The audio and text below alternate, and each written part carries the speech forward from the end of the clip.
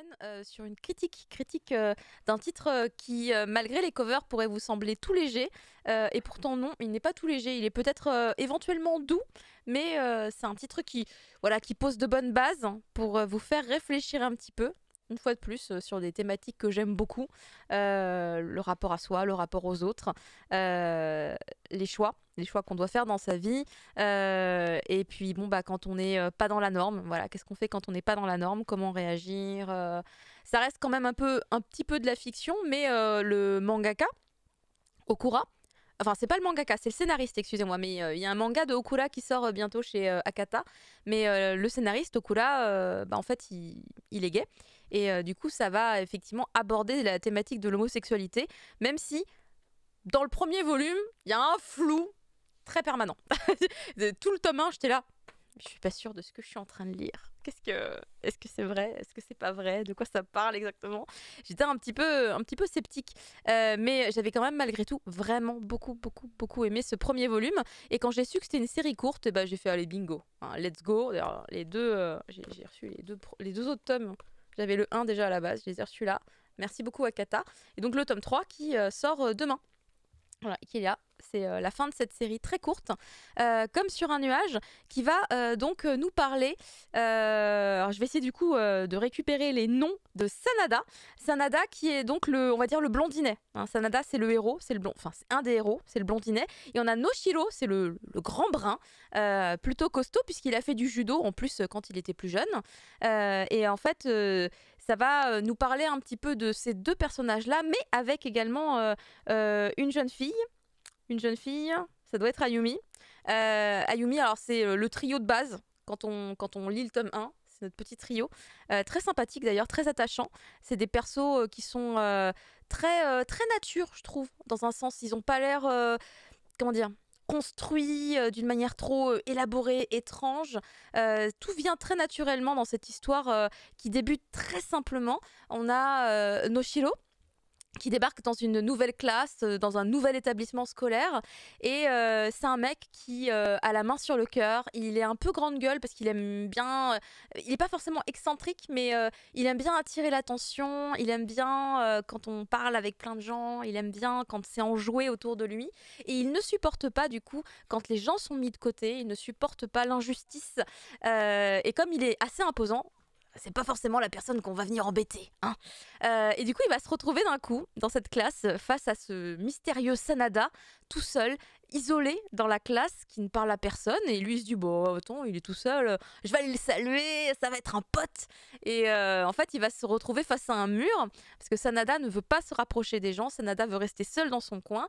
Et là, voilà, ça commence, les camarades de classe qui arrivent et qui disent, ouais... tu sais, tu devrais pas trop traîner avec lui parce qu'il y a une rumeur qui dit que Sanada il serait gay, astro sale, enfin voilà, ce que les jeunes, les gamins peuvent se raconter entre eux. Alors le truc c'est que Noshiro s'est jamais posé de questions sur l'homosexualité.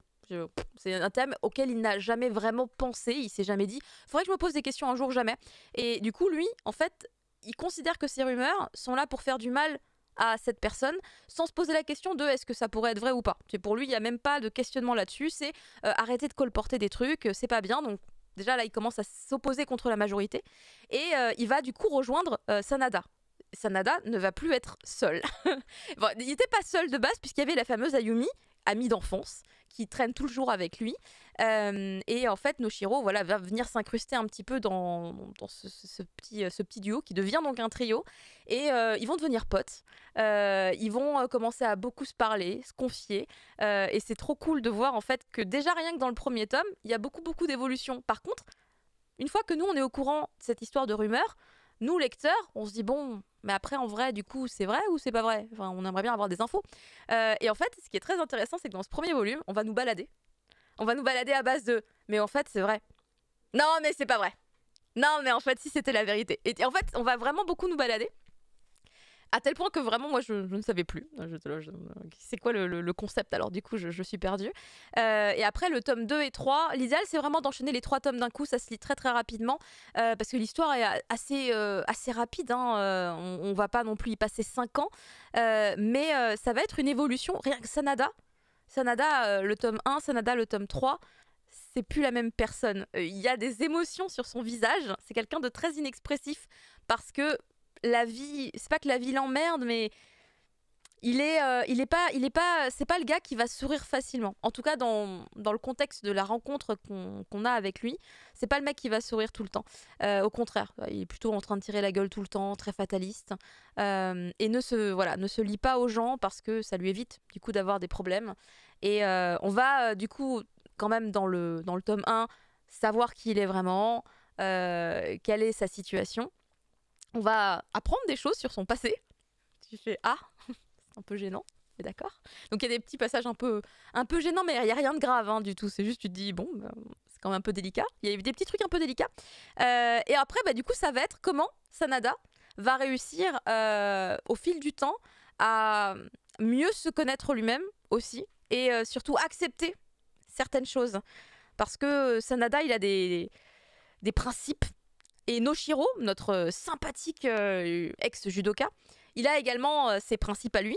Et en fait, ce qui va être très intéressant, et là c'est vraiment un manga Akata, c'est cet aspect où on va voir des gens justement très gentils qui ne veulent pas faire du mal aux gens, malgré tout commettre des erreurs, glisser hein, fatalement sur des idées ou des propos.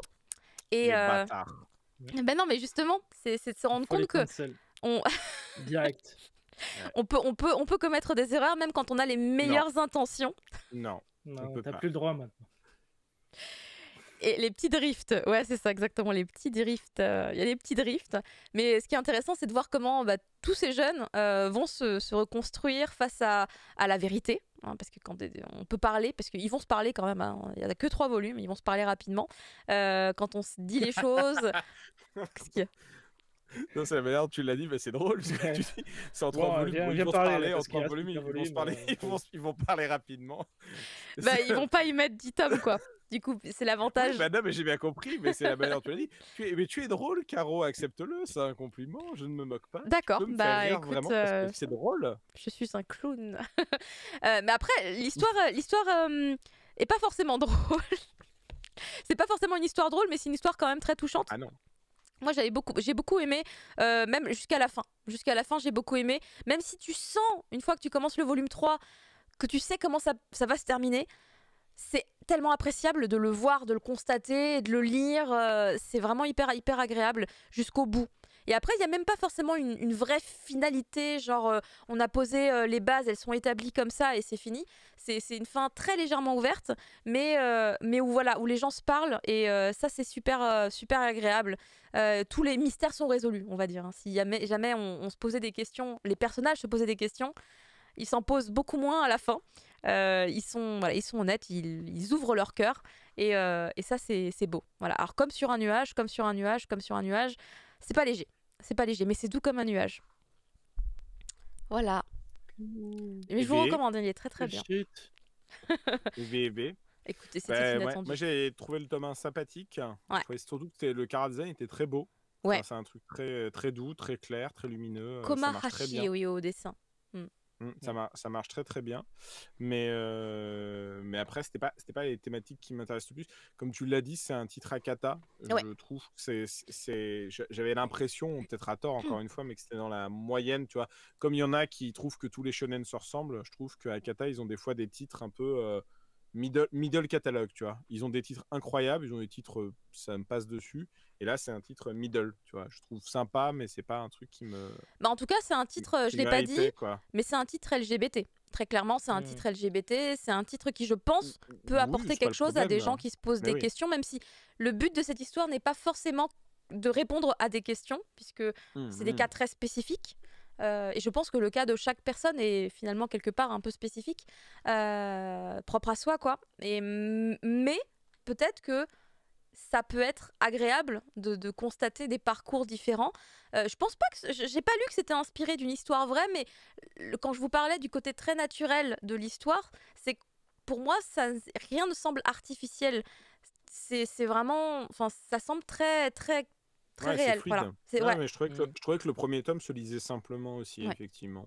Moi, j'ai bien aimé le personnage du gros bourrin qui met les pieds dans le plat et qui fonce dans le tas. J'ai trouvé ça assez rafraîchissant, donc et ça fait vraiment une approche différente du thème, en fait. qu'on n'a pas. Effectivement, c'est pas. J'ai pas tout lu, donc peut-être d'accord avec toi que c'est un peu mid-tier pour l'instant, mais au moins une approche différente du problème. Mais totalement. Mais vraiment, je vous invite à les lire. Je vous filerai ce qu'il faut. Ça se lit très vite. Pour le coup, en plus, ça se lit super vite. Je crois qu'il est sur Isneo, donc. Ah oui, mais Akata, c'est des pros sur le numérique. Ouais. Hein. Ouais, ils nous l'ont dit. Ils nous l'ont dit, et c'est bien joué de leur part. Donc effectivement, c'est disponible en numérique également. Vu qu'on parlait de Okura, le scénariste donc de Comme sur un nuage, effectivement, il y a le manga de Okura qui sort bientôt. C'est Je crois que mon fils est gay. Il doit sortir au mois de mai chez Akata. Et là, du coup, c'est un titre toujours sur une thématique LGBT, mais encore différent. Oh, je suis surprenant. Pardon. Au vu du titre, j'ai pas compris. Excuse-moi. Bon, on va passer maintenant à un titre dont on attend beaucoup, parce que graphiquement, ça nous plaît beaucoup déjà à la base, mais le thème a l'air aussi très très cool. C'est Brigade d'Outre-Tombe qui sort chez H2T.